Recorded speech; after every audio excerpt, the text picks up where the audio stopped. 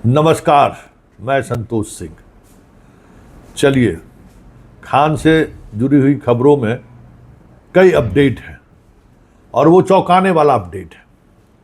पहला बड़ा अपडेट ये है कि खान जिस लड़के को अपना गार्ड कह रहा है, जिसकी पिटाई की बात सामने आ रही है, वह खान का गार्ड है ही नहीं। मैं सिर्फ दावे के साथ नहीं कह रहा हूँ, उसने बयान में भी ये बात स्वीकार की है कि मैं खान का गार्ड नहीं हूँ। हाँ, वहाँ जो मकान मालिक हैं उसका वो गाय का चारा वारा वगैरह देखता है। आप वीडियो में देख लीजिए गार्ड का क्या मतलब होता है। किसी कंपनी का गार्ड, चाहे SIS हो या किसी भी कंपनी का गार्ड, और उस गार्ड का एक अपना वर्दी होता है। कहीं से भी ये वर्दी में दिख रहा है। और जो उम्र है, जिस तरीके से कोक पीते हुए, कोल्ड ड्रिंक्स पीते हुए वो जा रहा है, कहीं से गार्ड आपको दिख रहा है। गार्ड कौन है? जो खान का फायरिंग कर रहा है। देख लीजिए फायरिंग वाला वीडियो भी आप देख लीजिए कि गार्ड खान के साथ जो गार्ड है या जो गार्ड उसके यहाँ सिक्योरिटी में है, उसका पर्सनालिटी आप देख लीजिए। ये छोटकू बच्चा को जो है सो गार्ड में रखा हुआ था। तो एक बड़ा सफ़ेद झूठ ये सामने आ रहा है कि जिसे खान अपना गार्ड कह रहा है वो खान का गार्ड है ही नहीं, ना ही वो खान का स्टाफ है। इसलिए खान के मैनेजमेंट के द्वारा जो केस दर्ज किया गया है, पुलिस अब इस बिंदु पर जांच कर रही है कि वो किस आधार पर केस किया है, वो किस तरीके का गार्ड है, उसका काम वहाँ पे क्या है। क्योंकि जब बात निकली है तो दूर तलक जाएगी, तो हर बिंदु पर जांच होगी, और जब जांच होगी तो वो तथ्य भी सामने आएगा जिस तथ्य के आड़ में उसने बिहार पुलिस को ही नहीं, बिहार को बदनाम करने की कोशिश की, ताकि जो उसका कह सकते हैं ना कि हड़पो अभियान जो है, उसका हड़पने का जो अभियान है, एकमात्र उसका कह सकते हैं कांटा है ये रोशन, इसको निकालने के लिए लगातार वो कोशिश कर रहा है। और दूसरा अपडेट जो सबसे महत्वपूर्ण अपडेट है कि इससे पहले जो बम फेंकने वाली जो बात आई थी, उस केस के मुतल्लिक जब पुरानी फाइल पलटनी शुरू हुई है, तो वो फाइल भी वहीं पे आकर ठहर गया है, जिसमें कहीं न कहीं यह संकेत मिल रहा है कि बम फेंका नहीं गया था, बम को फेंकवाया गया था। और जो बम फेंका था उसका जो उस वक्त का जो बयान है, वो बयान कहीं न कहीं संदिग्ध बयान है। इसलिए उस केस को उस समय में वहीं पे आके रोक दिया गया। जो कहा जा रहा था कि हमारे ऊपर एक से पहले बम फेंका गया था, वो फेंका नहीं गया था, ठीक इसी तरीके की चीज़ें सामने आई थी। तो ये दूसरा बड़ा अपडेट है।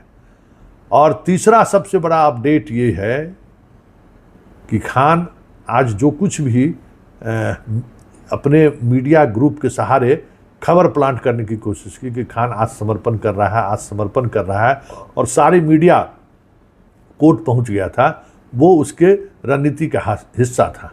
उसका जो PR कंपनी है उसके रणनीति का हिस्सा था, ताकि एक तरफ ककरोज वाली भी खबर चले, और अगर ककरोज वाली खबर से आगे बढ़नी है तो फिर ये भी पकड़े जाए, खान वाली भी खबर पकड़ा जाए।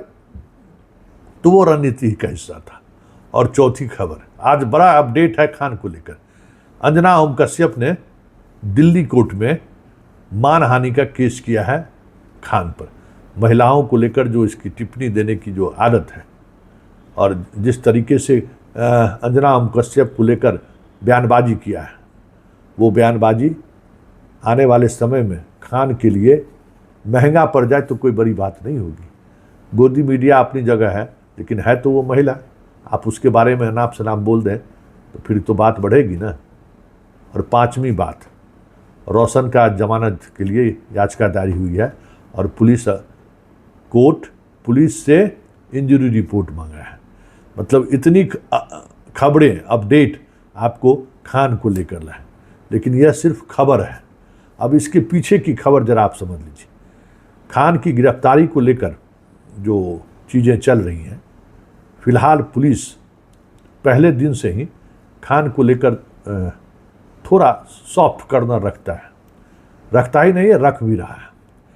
आनंद फानंद में जिस तरीके से रोशन को जेल भेजा, और फिर उसकी अहले सुबह खान जिस तरीके से नसीहत दे रहा था पटना पुलिस को, वजह वही बनी केस का।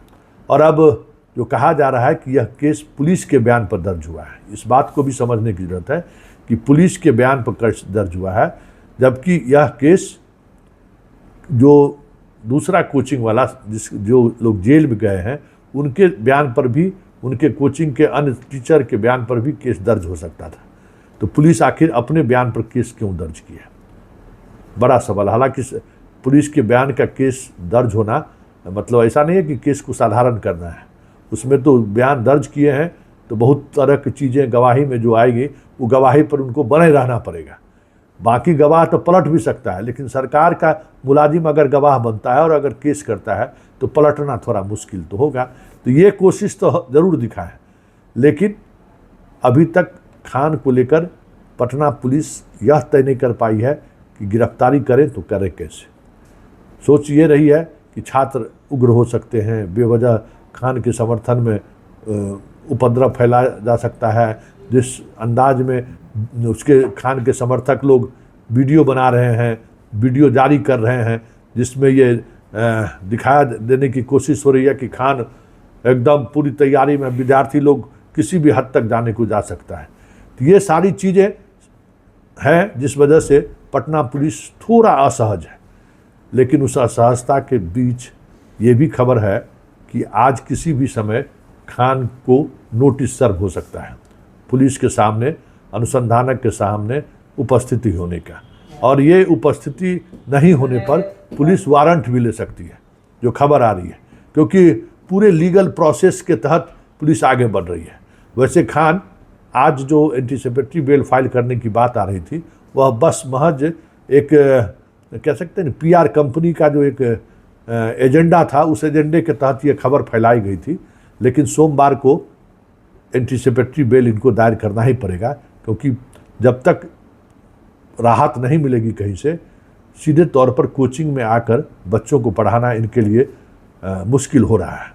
सिर्फ इतना ही मुश्किल नहीं हो रहा है, इस बात को लेकर भी थोड़ी असहजता दिख रही है कि जो बातें केस में दर्ज है और जो राइफल सीज किया गया है, कहा जा रहा है लाइसेंसी राइफल है ना, उस राइफल में भी बहुत सारी चीज़ें सामने आ रही है। नागालैंड, मेघालय, बाकी चीज़ों का भी, उत्तर प्रदेश के रहने वाले दोनों लोग हैं। उत्तर प्रदेश के गनर को आप अगर बिहार में रखते हैं सिक्योरिटी के तौर पर, अपने दूसरे राज्य का है, तो फिर उसके लिए भी नियम कानून सब अलग है। दूसरे राज्य के हथियार का इस्तेमाल अगर दूसरे राज्य में आकर आप कर रहे हैं तो उसके लिए मतलब अंतर स्टेट आर्म्स लेकर चलने का लाइसेंस आपके पास होना चाहिए, जिसमें कई तरह की गड़बड़ियां सामने आई हैं। ऐसे में खान को बचाने को लेकर जितनी भी कोशिश चल रही है, आने वाले समय में जैसे जैसे चीज़ें आगे बढ़ रही हैं, खान एक अलग तरीके की कानूनी पेच में फंस जाए तो कोई बड़ी बात नहीं होगी।